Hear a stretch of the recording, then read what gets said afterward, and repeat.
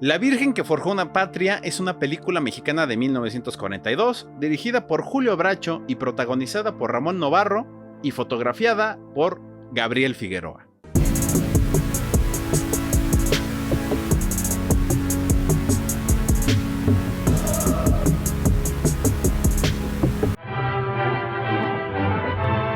¡Viva la Virgen de Guadalupe! ¡Viva la América! ¡Y muera el mal gobierno! ¡Viva la América! Todas las películas pueden ser analizadas desde el punto de vista que tú elijas, el que quieras, sociológico, económico, político. Uno de los detalles importantes de La Virgen que forjó una patria. Empezamos a ver ideas como el uso de la música para narrarte y complementarte emociones de la historia.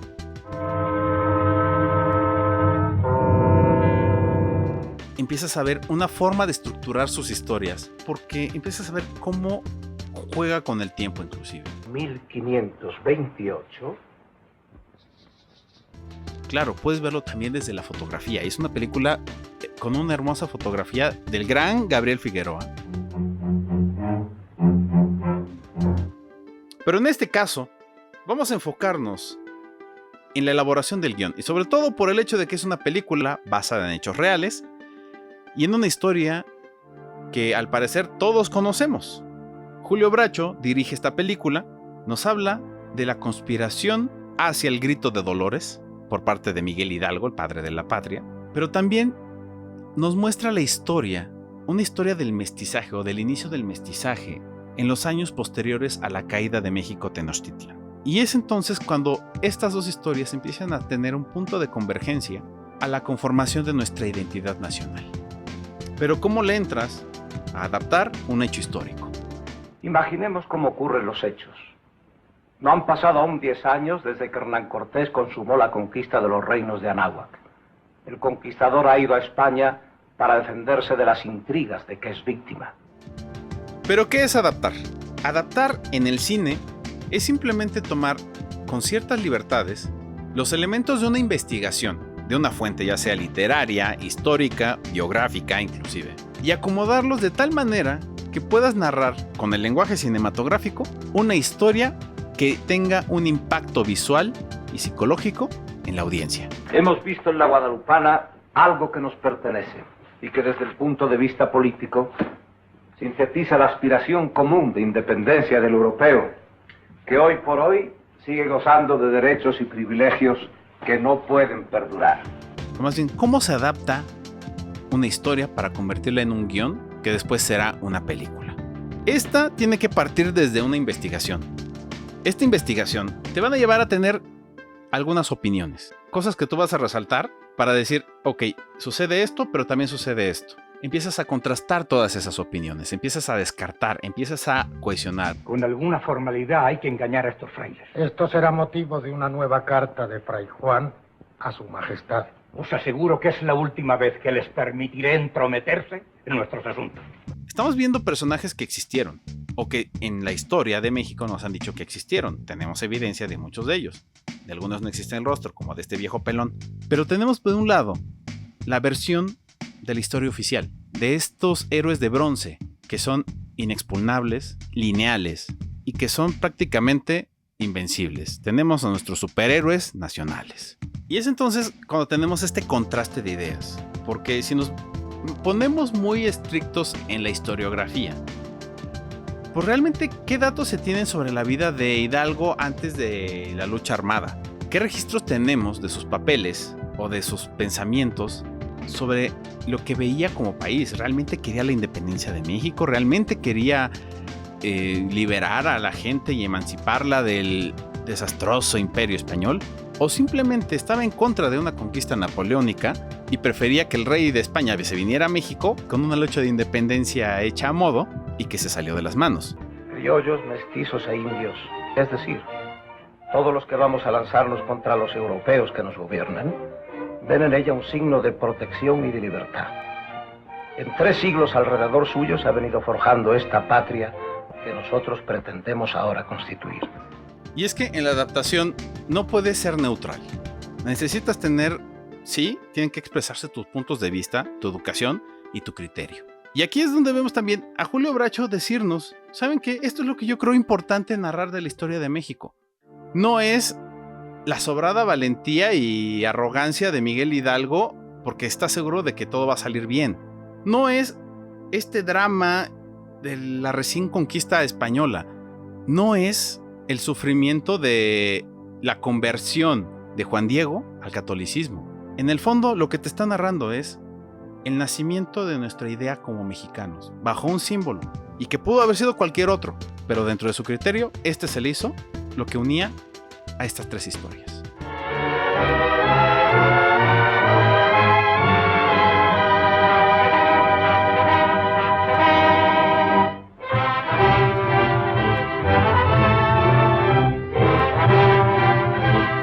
En aquel entonces, gobierno de Manuel Ávila Camacho, se trataba de exaltar un nacionalismo, sobre todo porque todavía seguían recientes los hechos de la elección de Ávila Camacho como presidente, donde derrotó a Juan Andrew Almazán, el candidato de los conservadores en México. Ante ese contexto, México necesitaba productos culturales que ayudaran a reforzar una unidad, porque realmente fue una elección que dividió y donde hubo hasta balaceras cerca de las urnas. Qué novedad, es el PRI. Es en esta parte donde tenemos la parte más crucial de la adaptación, porque estás jugando con símbolos en una historia que son representativos de muchos aspectos de nuestra identidad como país. Tenemos la caída de México Tenochtitlan, tenemos la conspiración insurgente, pero también tenemos un hecho que pareciera ajeno a este tipo de historia, este tipo de narrativa de la fundación de México como sociedad, pero que es tal vez el más importante hasta el día de hoy, hasta el año 2020. La representación de la Virgen de Guadalupe. Existen ciertas dudas sobre todo lo que sucedió y que hay gente que obviamente quiere creer en el milagro. Poniendo en contexto toda la historia, hay cosas que no cuadran. El hecho es que hasta el día de hoy no hay hogar que no tenga una Virgen de Guadalupe. Estemos de acuerdo o no estemos de acuerdo, pero es un símbolo que existe y es algo de lo que habla la misma película. ¿Bajo qué símbolo nos hemos cobijado todos? A pesar de nuestras diferencias, a pesar de nuestras ideas en contraste, a pesar de que hemos tenido historias de la lucha entre monárquicos y republicanos, centralistas y federalistas, liberales y conservadores, fifís y chairos. La madre del verdadero Dios, y quiero ser tu madre, y la de tus hermanos, y la de todos los que en esta tierra vengan a mí, con sus lamentos y sus miserias. Aquí Julio Bracho toma decisiones para explicarnos a grandes rasgos qué es lo que nos une como mexicanos, sin rompernos mucho la cabeza, sin ponernos exquisitos en la historiografía. A ver, estas son las cosas que te unen, estas son tus diferencias, pero todo converge aquí, ¿eh?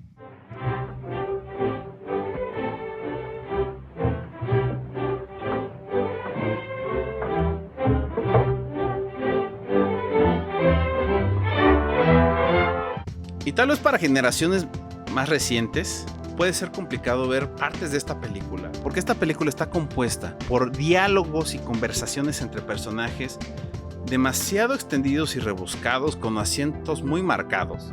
Os ofrezco un pacto, Pedro Alonso. ¿Cuál? Entregadme a los indios y retiro mañana mi acusación ante la audiencia. Y que la verdad sí pueden cansar hasta cierto punto la forma de apreciar toda esta historia. ¡Me aburro! Todo está listo. La insurrección debe estallar el 29 de este mes en San Miguel. ¿Por qué esa fecha? Porque con motivo de las fiestas del Santo Patrón, bajarán a San Miguel más de 4,000 rancheros.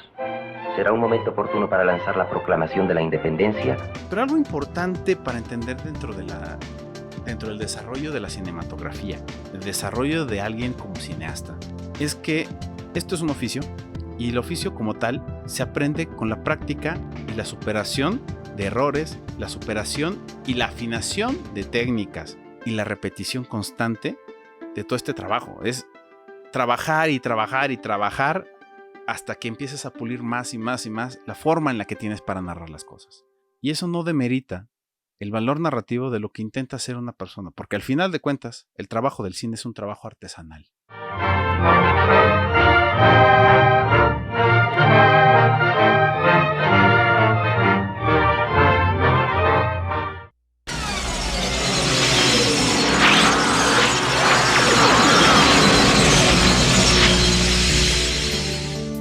si algún día regresas en el tiempo, no vayas a tocar nada, porque el más pequeño cambio puede alterar el futuro como no te imaginas.